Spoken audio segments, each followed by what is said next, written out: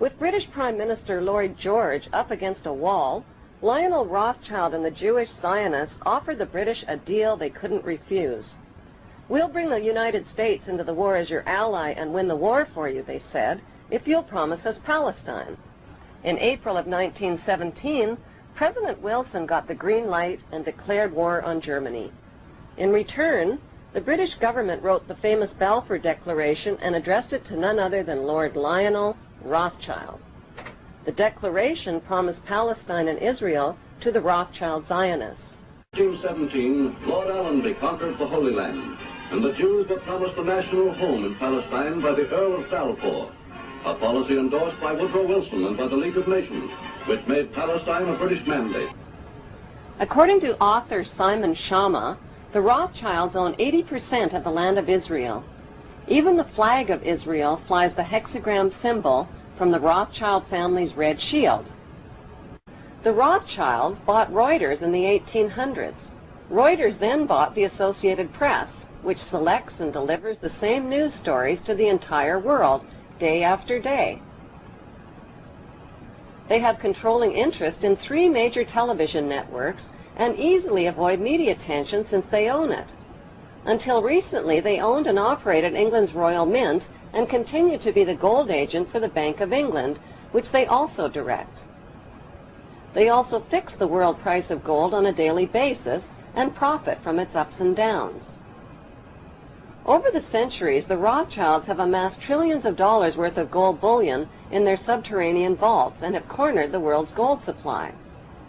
They own controlling interest in the world's largest oil company, Royal Dutch Shell. They operate phony charities and offshore banking services where the wealth of the black nobility and the Vatican is hidden in secret accounts at Rothschild Swiss banks, trusts, and holding companies. Although Evelyn Rothschild looks like a harmless gray-haired old man, make no mistake about it, Rothschild and his ancestors have handpicked presidents, crashed stock markets, bankrupted nations, orchestrated wars, and sponsored the mass murder and impoverishment of millions. That is something that the people in the United States have never been told. They never knew why we went into World War I. The Balfour Declaration was merely Great Britain's promise to pay the Zionists what they had agreed upon as a consideration for getting the United States into the war. When the war was ended and the Germans went to Paris, to the Paris Peace Conference in 1919, when they were cutting up Germany and parceling out Europe to all these nations that claimed a right to a certain part of European territory, the Jews said, "How about Palestine for us?"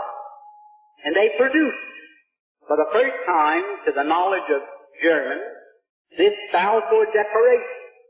So the Germans, for the first time, realized, oh, that was the game. That's why the United States came into the war. And the Germans, for the first time, realized that they were defeated.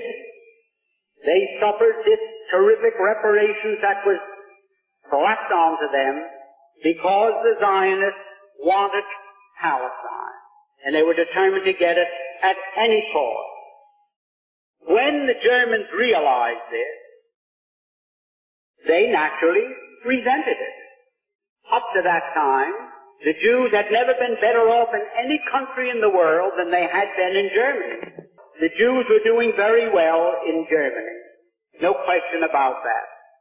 Now, the Germans felt, well, that was quite a sellout. We've been so nice to them, and from 1905 on, when the first communist revolution in Russia failed, and the Jews had to scramble out of Russia, they all went to Germany, and Germany gave them refuge, and they were treated very nicely. And here, they sold Germany down the river for no reason at all, other than they wanted Palestine as a so-called Jewish common. Chaim Weizmann, first president of Israel, I believe it was 1936 in Basel at the World Zionist Conference, said that the upcoming Holocaust, he actually used the word Holocaust, Shoah, will destroy all but 2 million of the Jews of Europe, but they will be good for Israel. He knew it was coming. Now let's go back to what I just said about the foundations of labor Zionism and Israel and the collusion with the Holocaust. And let's get to the real story now. Let's talk about the transfer agreement where the labor Zionists and the Nazis came to a deal where every Jewish organization is wiped out but labor Zionism. It was from the year 1933 to 39, about 80,000 Jews, and they were in camps, in labor Zionist camps in Nazi Germany, the only Jewish organization allowed. They were trained, they were doctors, lawyers, accountants, storekeepers.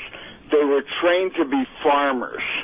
They got on the boat and they created, the Israel of the kibbutzim and the cities like Haifa.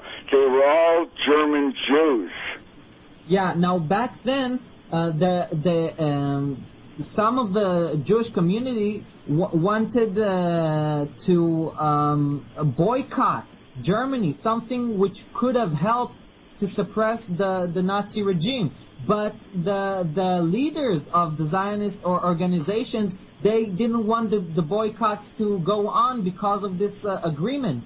And even it is known, for example, that the B'nai Brit pretty much, even during the Holocaust, did nothing to protest against the slaughter of Jews during the Holocaust.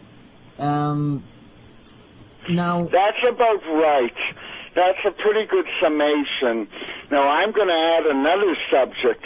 Without Zionism, there wouldn't have been a Holocaust. True or not? I don't think you can blame only Zionism. I'm thinking you can blame. You're trying to waver out of it. I say true. You say what? You think the whole operation of the Holocaust? I say it would not have happened without Zionism. You needed help from within.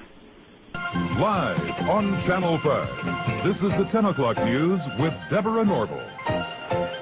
Coming out revealing secret negotiation between the Nazis and the Zionists in 1933, which allowed German Jews and their assets to go to Palestine.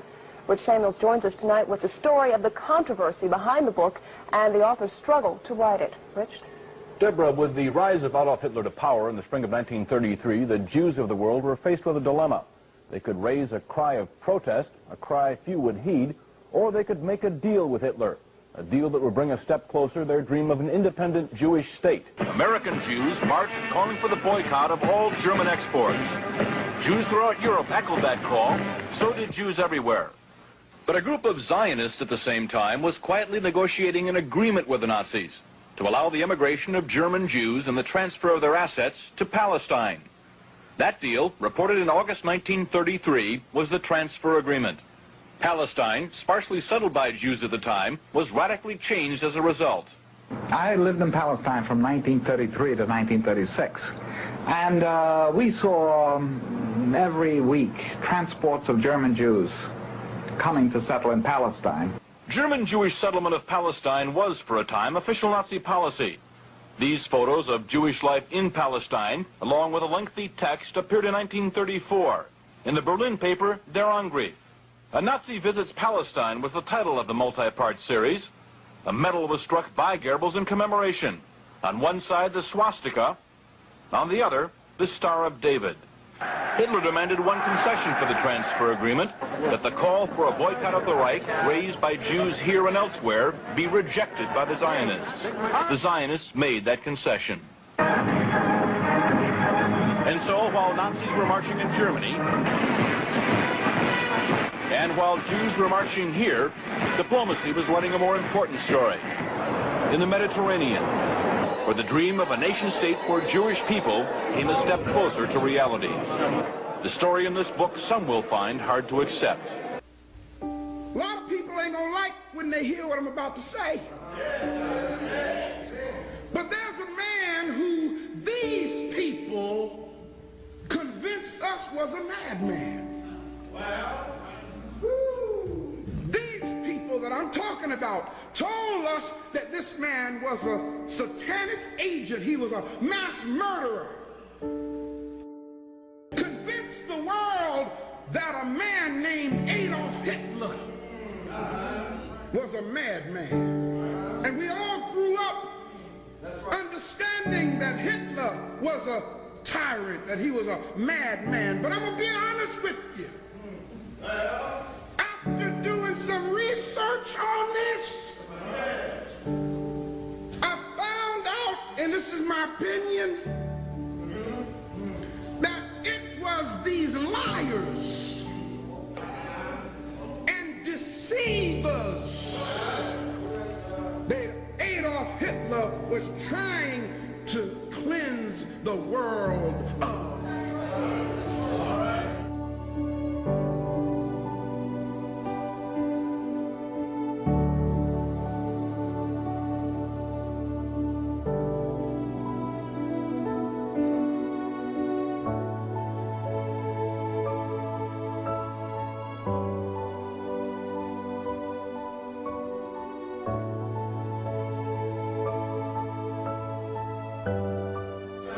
Say this: when you control literature, you control what people think.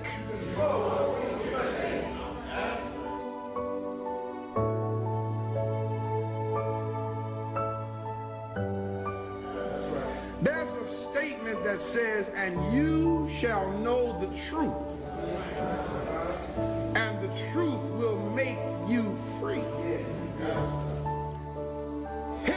Adopted one of the oldest symbols of God consciousness on this planet.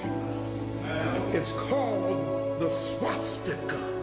The swastika comes back to us from 10,000 years BC. And if you look at the swastika, what you will see, those of you of the craft, you will see 4 squares.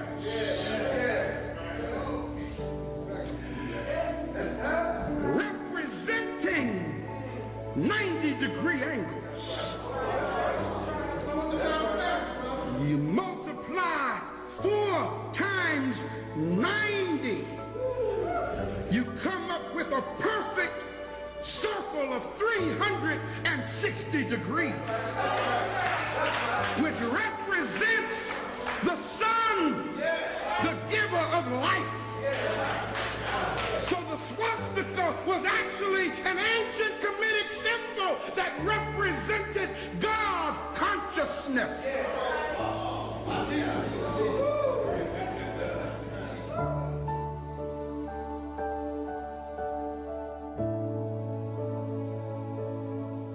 Now I know a lot of folks who hear this ain't gonna like what I'm saying. I really don't give a damn. My job is to tell you the truth, like it or not. If you don't like it, do what you feel you gotta do, but I'm gonna tell it. But when I stand before the Creator, I'm gonna hold my head up high and say, I open the eyes of the blind by telling them the truth that they didn't want told. We just want to let you know the New World Order has no legitimacy, and that we as a people are not afraid, and we are waking up to the robber barons and the big banksters who are looting this economy with the Federal Reserve. Well, what do you, I mean, the Rothschilds family did start the Federal, they divided Europe first, took over Europe, the Napoleon. Don't exaggerate.